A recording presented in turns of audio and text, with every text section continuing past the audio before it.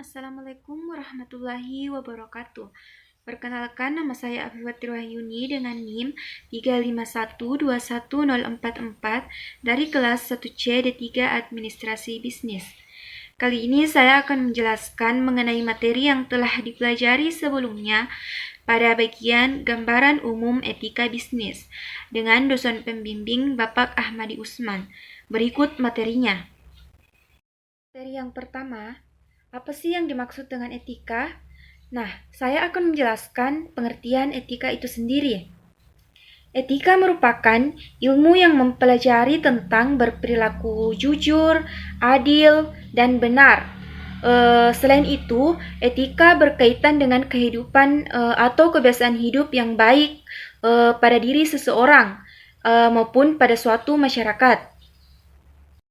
Selanjutnya yaitu tujuan etika itu sendiri. Nah, adapun tujuan etika di sini adalah untuk menilai perilaku manusia yang berstandar moral dan memberikan ketepatan nasihat tentang bagaimana bertindak yang bermoral pada situasi tertentu.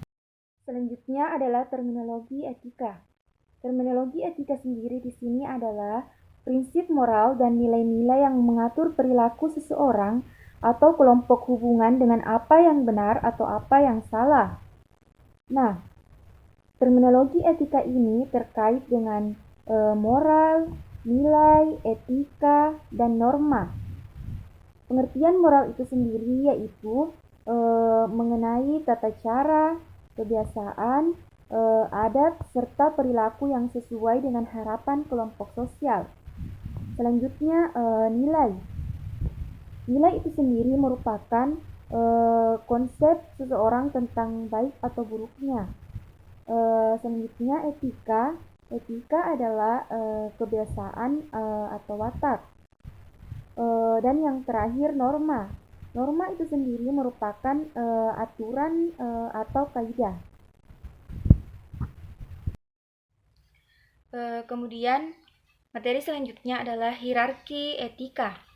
Ada 4 hierarki etika, yaitu yang pertama etika individu, etika organisasi, etika profesi, dan etika sosial.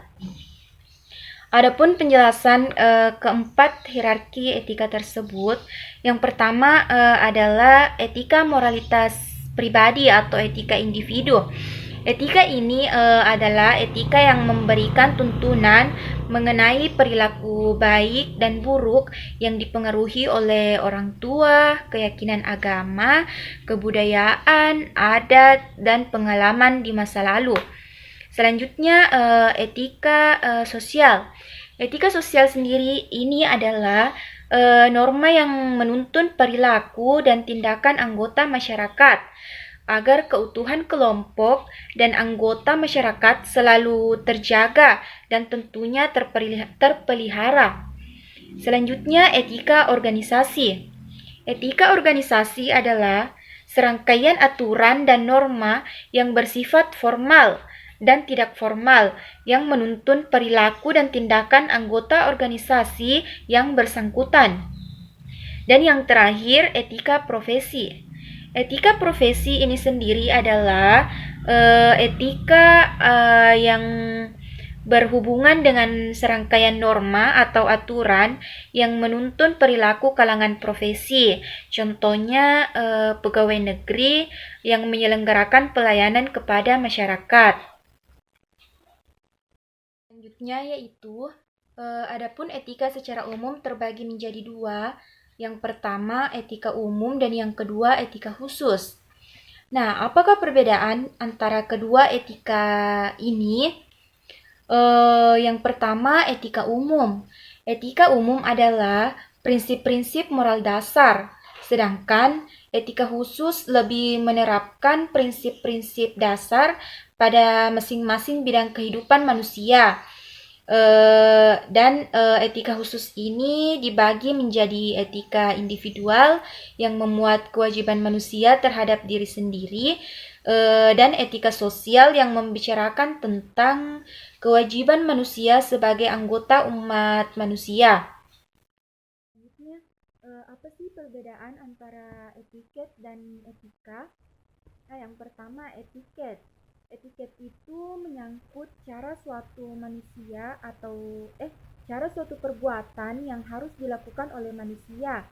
Dan etiket ini tidak berlaku apabila tidak ada saksi mata.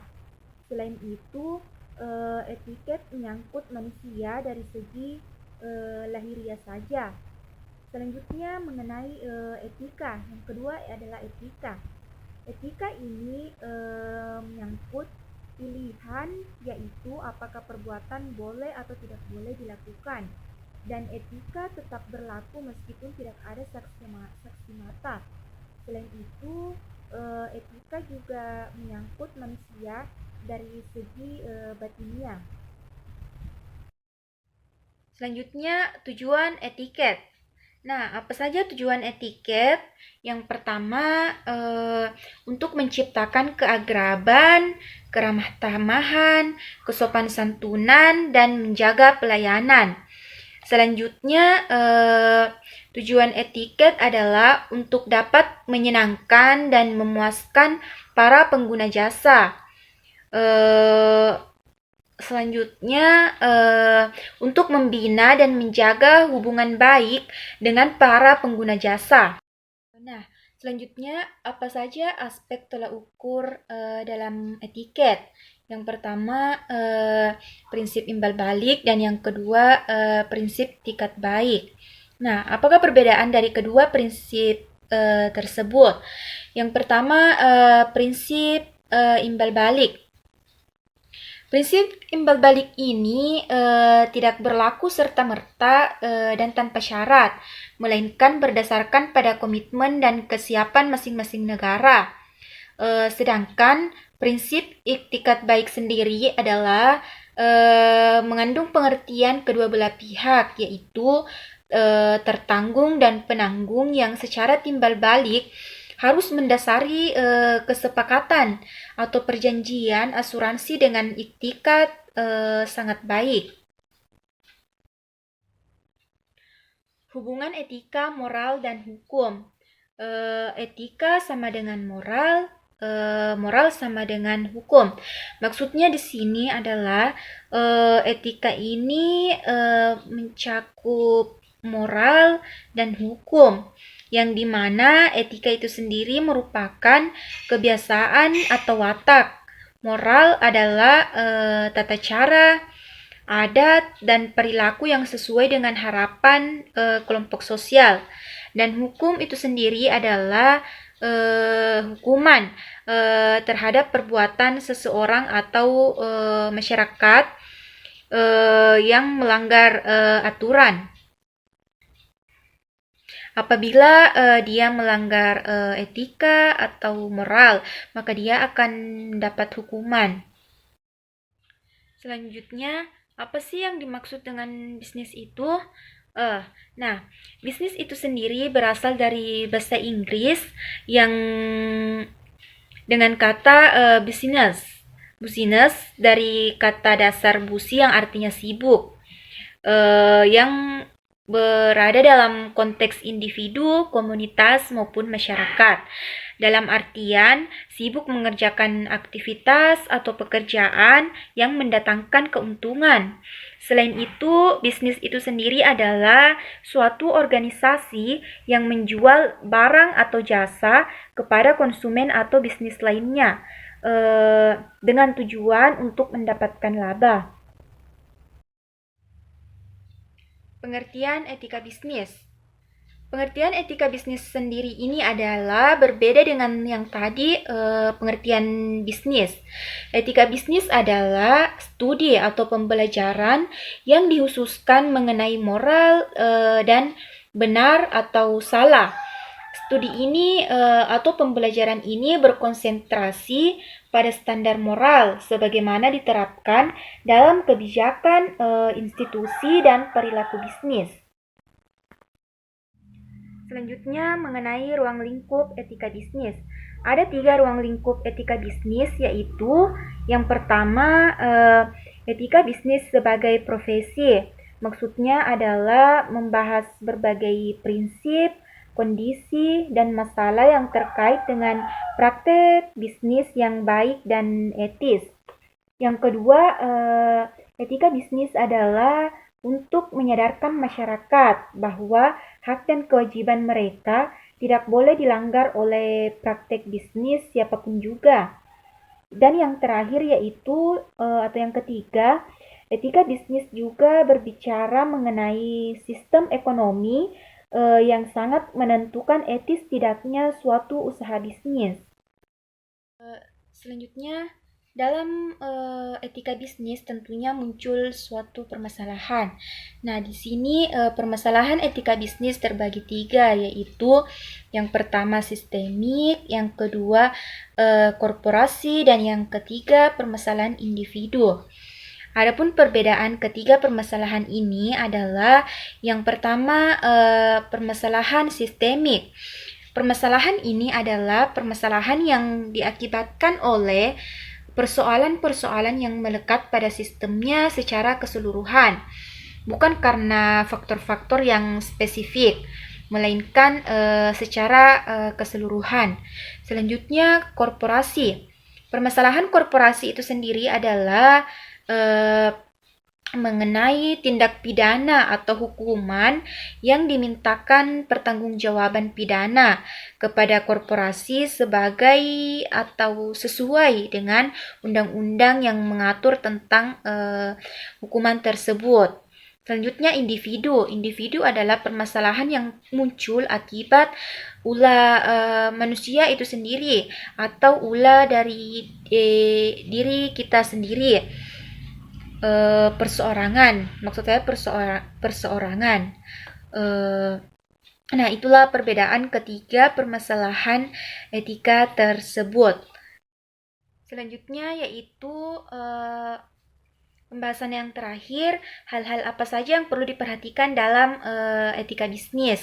Yang ada 5, yaitu menyatakan kebenaran, menghindari KKN, pengendalian diri, pengembangan CSR, dan menciptakan persaingan sehat. Maksud dari pengendalian diri ini adalah kita perlu mengendalikan diri dalam beretika bisnis, dalam etika bisnis. Dan hal ini tumbuh akibat kesadaran kita sendiri karena pengendalian ini tentunya bersifat individu. Selanjutnya, menghindari KKN maksudnya adalah menghindari korupsi, kolusi, dan nepotisme yang dapat berakibat pada apabila kita tidak menghindari hal tersebut, maka tidak ada etika yang ada dalam diri kita ketika kita berbisnis. Selanjutnya, menyatakan kebenaran. Tentunya dalam berbisnis kita harus memiliki etika menyatakan kebenaran dan tentunya tidak ada kebohongan di dalam etika bisnis. Menciptakan persaingan sehat.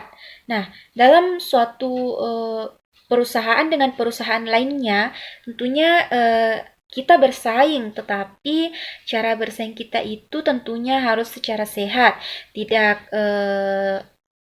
tidak membanding-bandingkan antara perusahaan yang satu dengan perusahaan yang lainnya. Tentunya dalam perusahaan kita sendiri memiliki suatu kelebihan masing-masing. Dan itu merupakan salah satu cara untuk menciptakan persaingan yang sehat. Baik, itulah materi yang telah saya bawakan. Lebih dan kurangnya mohon dimaafkan. Kesalahan datangnya dari saya sendiri dan kebenaran datangnya dari Allah Subhanahu wa taala. Billahi taufiq wal hidayah. Wassalamualaikum warahmatullahi wabarakatuh. Dan terima kasih.